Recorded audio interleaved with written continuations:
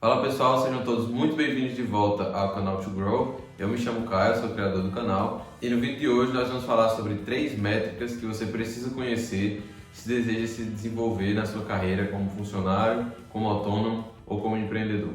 It's time to grow. Aprender a falar a linguagem dos negócios é muito importante para que qualquer pessoa se desenvolva profissionalmente. Antes de abordar essas 3 métricas essenciais, eu gostaria de passar por 2 conceitos que para mim são muito importantes para se aprender o básico, a linguagem universal dos negócios. E o primeiro ponto que eu acho muito importante de ser abordado são os clientes. Sem os clientes não existe negócio, E é muito importante entender o que é que os clientes eles compram, eles adquirem no final das contas da empresa que você trabalha ou da sua empresa, Então é claro que cada empresa tem seus produtos e serviços, mas mais do que isso é importante transpassar essa parte física, do que é realmente vendido, para o sentimento também que é causado no cliente, Esse é um sentimento de confiança. Por exemplo, muitas pessoas só levam seus carros para serem consertados na concessionária ou para revisões na concessionária autorizada. Isso porque existe uma confiança, uma confiabilidade por trás. Existe também conceitos de conveniência, Alguns estabelecimentos são muito bem localizados ou entregam em casa, Ou mesmo pela experiência completa que aquele comércio, que aquela loja, que aquele estabelecimento ele consegue fornecer. Como, por exemplo, é o caso tão famoso do Starbucks, que conseguiu criar ao redor de um simples café uma experiência completamente diferente, uma experiência nova que fez com que essa empresa crescesse tanto. Então, resumindo, independente do tipo de empresa que você trabalhe, tenha sempre o hábito de observar os clientes e o que eles compram da empresa, E o segundo conceito básico, da linguagem universal de negócios, que eu acho muito importante ser entendido antes que a gente entre nas métricas, é o conceito de fluxo de caixa. Fluxo de caixa é a diferença de todo o dinheiro que entra na empresa e todo o dinheiro que sai em um certo período de tempo, E para mim, um dos pontos mais importantes quando a gente fala de fluxo de caixa é fazer a diferença, dele, do fluxo de caixa e da receita da empresa. Isso é muito importante porque, por exemplo, no caso de pessoas que aceitam apenas pagamento à vista, É como, por exemplo, vendedores ambulantes. Nesse caso, a receita, e o dinheiro que entra na empresa, eles se confundem muito, porque no momento em que a pessoa realiza a venda, ela recebe o dinheiro, em troca daquele produto ou serviço que foi vendido. Então, no mesmo instante, a receita ela cresce e o dinheiro ele entra na empresa. Mas esse não é o caso da maioria das empresas, Isso porque a maioria das empresas costuma conceder crédito, para os clientes no momento da venda. Isso faz com que a empresa ela tenha contas, para receber, o dinheiro dos clientes e contas a pagar, que são as obrigações com fornecedores, por exemplo. E o momento em que essas contas vão ser pagas afeta diretamente o fluxo de caixa, Já que afeta diretamente o momento em que o dinheiro ele entra e o momento em que o dinheiro ele sai. E isso pode se tornar um problema grave, mesmo para empresas de grande porte, se elas não tiverem dinheiro suficiente em caixa para pagar os fornecedores, por exemplo, pagar pela mão de obra, pagar pelos insumos no geral que são utilizados para a produção. Então esse é um conceito muito importante que deve ser levado em conta por qualquer pessoa que quer entender como uma empresa ela funciona. Um exemplo muito interessante disso é o funcionamento da Amazon em seus primórdios, ou até atualmente também, mas principalmente nos primórdios, em que ela vendia livros dos quais ela não fazia estoque. Então a Amazon ela não tinha estoque de livros, ao contrário da maioria das livrarias que existiam, Existia uma saída de capital da empresa para realizar a compra daqueles livros, construir um estoque, e posteriormente receber das vendas para as pessoas, que estariam interessadas em comprar os livros. Então o dinheiro ele saía do caixa primeiro para depois ser recebido no momento da venda. Já no caso da Amazon, ela não tinha estoque. Então ela realizava a venda primeiro e encaminhava o pedido do livro para os seus fornecedores, Então no momento em que o livro ele era despachado, a Amazon recebia por esse pagamento, mas só realizava o pagamento ao fornecedor semanas depois, O que fazia com que a empresa ela tivesse dinheiro parado em caixa durante semanas ali, o que ajuda muito, a realizar investimentos. Inclusive é um fator até psicológico, Já que você sabe que na sua empresa, existe um fluxo de caixa saudável, existe sempre dinheiro em caixa, para que se ocorra qualquer imprevisto, você consegue se virar ali e ainda com uma certa liberdade de algumas semanas, como era o caso da Amazon. E essa deu até a oportunidade, para a empresa conseguir se destacar, usar desse dinheiro que estava ali no caixa para realizar investimentos sem precisar pedir dinheiro emprestado, o que é uma vantagem significativa, já que quando a gente deve dinheiro, e isso vale também para as empresas, a gente depende um pouco de que as coisas corram da maneira correta, que as coisas deem certo, para que a gente consiga ter sucesso, que a gente consiga pagar de volta a pessoa que nos emprestou e ter sucesso ali naquele investimento, né, naquele projeto. Então vamos lá, pessoal, finalmente partindo agora, né, para as 3 métricas que eu julgo serem muito importantes para qualquer pessoa que deseja se desenvolver na sua carreira profissional. A primeira delas é a margem de lucro. Existem 2 tipos de margem de lucro, a margem líquida e a margem bruta. A margem líquida, né, é o dinheiro que a empresa consegue ganhar após ter pago todas as suas obrigações. Tá? Todas as obrigações incluem os custos de produção, né, mão de obra, matérias-primas, custo de venda, as pessoas que estão envolvidas nas vendas, as pessoas que se envolveram na pesquisa e no desenvolvimento, no caso de uma tecnologia, por exemplo, juros do capital que foi pego emprestado para a produção daquele produto, imposto de renda. Então é uma métrica que mede realmente o dinheiro que sobrou após todas as obrigações serem pagas. Mas existe uma outra que talvez seja ainda mais usada e um pouco mais interessante quando se quer analisar, né, o processo ali, os processos daquele negócio, que é a margem bruta.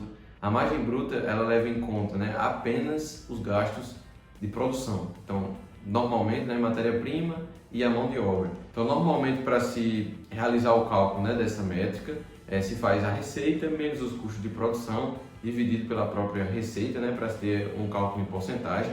Então, apesar de ser um cálculo muito simples, né, que usa apenas operações básicas, subtração e divisão, essa é uma métrica muito utilizada, principalmente porque normalmente calcular ali todos os custos de produção, os gestores, né, os donos, né, os empreendedores, os donos de empresas, eles conseguem avaliar de onde está vindo a maioria dos custos e, no caso do cálculo da receita, né, de onde está vindo a maioria da receita, né? Então você consegue identificar pontos de melhoria no processo da empresa, ou pontos que podem, ou produtos, por exemplo, que podem ser descartados porque não geram tanta receita assim, mas existe um custo de produção relativamente alto.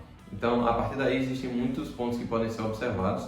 Então, essa é uma métrica muito importante por isso. E a segunda métrica que eu gostaria de trazer aqui para vocês se chama ROIC, né, o ROC, que é retorno do capital investido ou retorno do capital. Essa é uma métrica que é muito usada para avaliar a saúde do negócio. Isso porque, quando a empresa ela vai começar suas operações, ela precisa usar ou o capital próprio, né, capital dos donos, daqueles que estão começando o negócio, ou o capital externo, né, ele vai pegar um empréstimo, se endividar, e ela precisa julgar se aquele capital ele está sendo usado da maneira apropriada, se ele está rendendo, né, gerando o retorno esperado, não um retorno sadio. Então, para isso, se usa essa métrica para avaliar principalmente, né, se o capital está sendo bem aplicado, se aquela empresa está tendo um retorno sadio para continuar suas operações da maneira correta. Então, a forma para se calcular o ROIC, né, é também muito simples, usa apenas uma operação básica, que é a divisão lucro líquido dividido pelo capital investido. Mas para que a gente consiga julgar, né, a saúde da empresa a partir do ROIC, né, do retorno, é muito importante que a gente entenda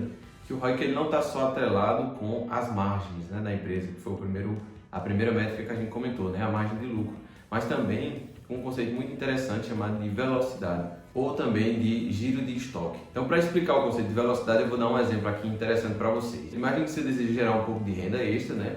E que você seja uma pessoa muito interessada no setor de moda, né? De investimentos, e decide que você vai gerar essa renda extra a partir da venda de peças de roupa, né? Então, você separa R$1.000 para um investimento inicial, né? Compra várias peças de roupa com esses R$1.000 e ao longo de um ano inteiro você consegue vender todas aquelas peças com uma margem de 15%, ou seja, você vende todas as peças ao longo de um ano por R$1.150.